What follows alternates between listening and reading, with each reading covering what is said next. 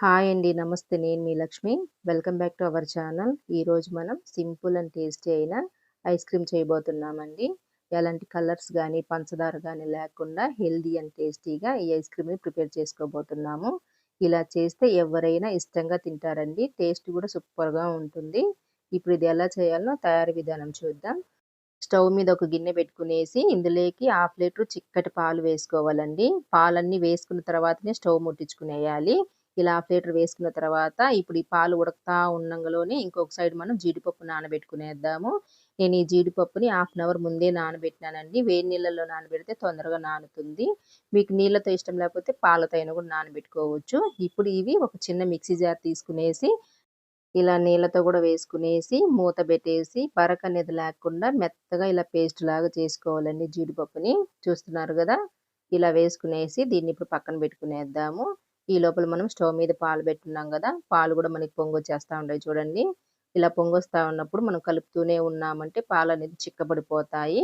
పాల మీద మీగడ గూడా పాల లోపలికి వేసుకుంటూ, కలుపుకుంటూ ఉండాలండి. ఇలా ఒక 10 నిమిషాలు కలుపుతూ ఉన్నామంటే పాలనేది చిక్కబడిపోతాయండి. చూసారు గదా!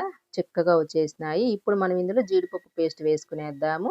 జీడిపప్పు పేస్ట్ వేసుకున్న తర్వాత మంటనేది మీడియంగా గాని, సిమ్‌లో గాని పెట్టుకునేసి ఇది కలుపుతూనే ఉండాలండి. మనకి తొందరగానే చిక్కబడిపోతాయి. ఇలా ఒక 5 నిమిషాలు కలుపుతూ ఉన్నామంటే పాలనేది చిక్కగా వచ్చేస్తాయి చూడండి. మనకిది క్రీమీలాగా వచ్చింది గదా!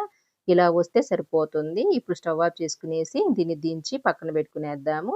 ఇలానే ఒక 5 నిమిషాలు పాలని కలుపుతూ ఉన్నామంటే పూర్తిగా చల్లారిపోతాయండి. వేడిగా ఉంది గదా! ఇది చల్లారిన తర్వాత ఇంకా కొంచెం చిక్కగా వచ్చేస్తాది.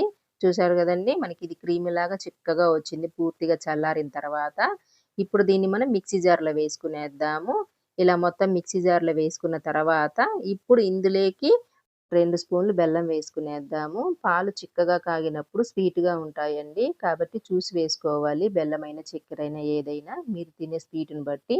నేనైతే 2 స్పూన్లు వేసినాను. ఇప్పుడు ఇందులో ఫ్లేవర్ కోసం వెన్నెల లెసన్ వేస్తా ఉండానండి. ఒకవేళ మీకిది లేకపోతే యాలకుల పొడైనా వేసుకోవచ్చు. ఇలా వెన్నెల ఫ్లేవర్ వేసుకునేస్తే చాలా బావుంటుంది. ఒక స్పూన్ వేసుకున్న తర్వాత ఇప్పుడు దీన్ని మెత్తగా ఇలా మిక్సీ వేసుకోవాలి. చూసారు గదా! ఇప్పుడు దీన్ని ఒక మిక్సింగ్ బౌల్‌లోకి వేసుకునేద్దాము. ఇలా మొత్తం మిక్సింగ్ బౌల్‌లోకి వేసుకున్నాంక ఏదన్నా మిగిలిందంటే గ్లాస్ బౌల్‌లో అయినా గూడా వేసుకోవచ్చండి. నాకైతే కరెక్ట్‌గా సరిపోయింది. ఇప్పుడు దీనిపైన కట్ చేసి పెట్టుకున్న బాదం పప్పు, జీడిపప్పు, పిస్తా పప్పును వేస్తా ఉన్నాను. మన దగ్గర ఏ డ్రై ఫ్రూట్స్ ఉన్నా వేసుకోవచ్చండి. ఇప్పుడు దీనిపైన ఇలా సిల్వర్ పేపరు కవర్ చేసుకునేద్దాము. సిల్వర్ పేపర్ అయినా లేదా మనకి బటర్ పేపర్ ఉంటుంది గదా! దాంతో అయినా గూడా ఇలా కవర్ చేసుకోవచ్చు. మూత పెట్టేసి ఒక 8 గంటలు ఫ్రిడ్జ్‌లో పెట్టుకునేద్దాము. ఎక్కువ సేపు పెట్టినా కూడా ఏం గాదండి. మనం చేసే టైమింగ్‌ని బట్టి ఉంటుంది. నేనిది పొద్దున టైంలో చేస్తా ఉన్నాను. మధ్యాహ్నానికి బాగుంటుందని చెప్పి. ఇప్పుడు ఇది ఫ్రిడ్జ్‌లో పెట్టేసి 8 గంటల తర్వాత తీసి చూపిస్తా ఉన్నానండి ఇది. మనకి ఐస్ క్రీమ్ అనేది చాలా చక్కగా వచ్చింది. ఒకవేళ మీరు పొద్దున్నే కుదరలేదు, సాయంత్రంగా చేసుకోవాలనుకున్నప్పుడు నైట్ చేసుకునేసి ఫ్రిడ్జ్‌లో పెట్టుకునేసి మరుసటి రోజైనా తీసుకోవచ్చండి. బానే ఉంటుంది. చూసారు గదా! మనకి ఎంత చక్కగా వచ్చిందో.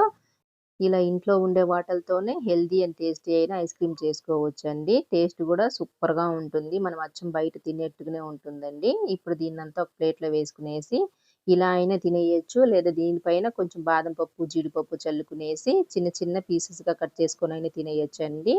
ఐస్ క్రీమ్ ఒకేసారి తినలేమనుకున్నప్పుడు ఇలా పీసెస్‌గా కట్ చేసుకునేసి మనకెంత కావాలో అంత తీసుకునేసి మిగతాది ఫ్రిడ్జ్‌లో పెట్టుకునేసి తర్వాతైనా తినేయొచ్చు.